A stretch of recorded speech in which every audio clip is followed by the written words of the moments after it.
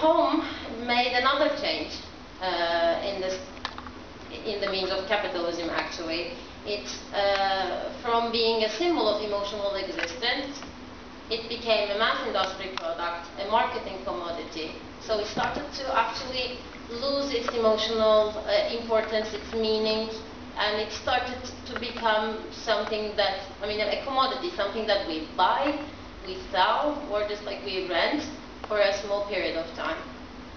Coming back to the case study, now London.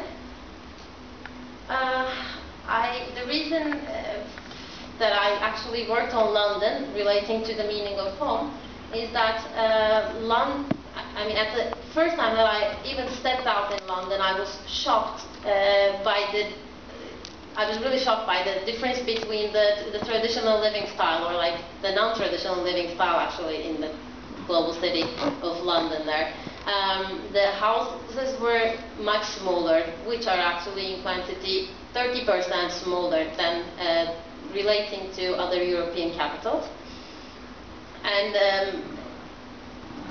even like the housing typologies were similar. Like they were mostly conversion houses, which were previously townhouses of the 19th century, which became studios, one-bedroom flats, due to the need of the people living there now in this system.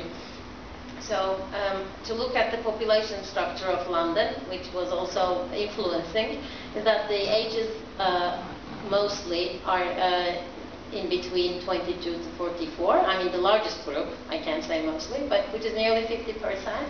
And the data that are used are from the Greater London Authority's London Housing Strategy. So this actually shows, I mean, even in that research, they talk about that this group of people, I mean, this age range, is actually what they focus on even in the means of housing in London. So this is the working age group.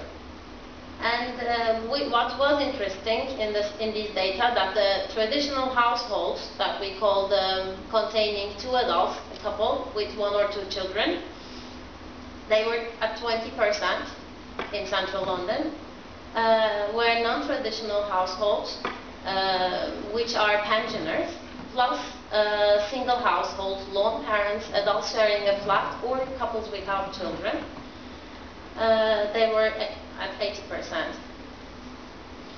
And what I realized, and what I have seen in the previous research, is that the Londoners actually had regular moving habits within the same area that they live, or in a different place in London.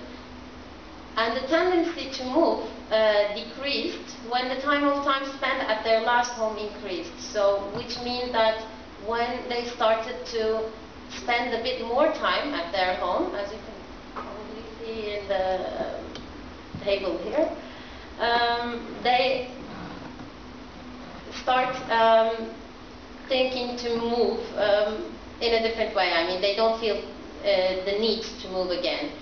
This has made the question if is it the thing that we feel the attachment to the house, which makes us live in that house like for more time, or was it the group of people, I mean the target group, that affected this?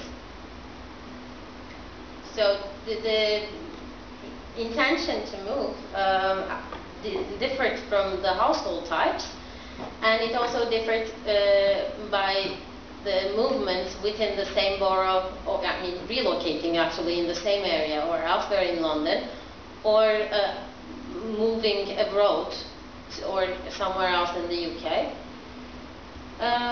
The interesting data was that from here we can also see it in the both tables,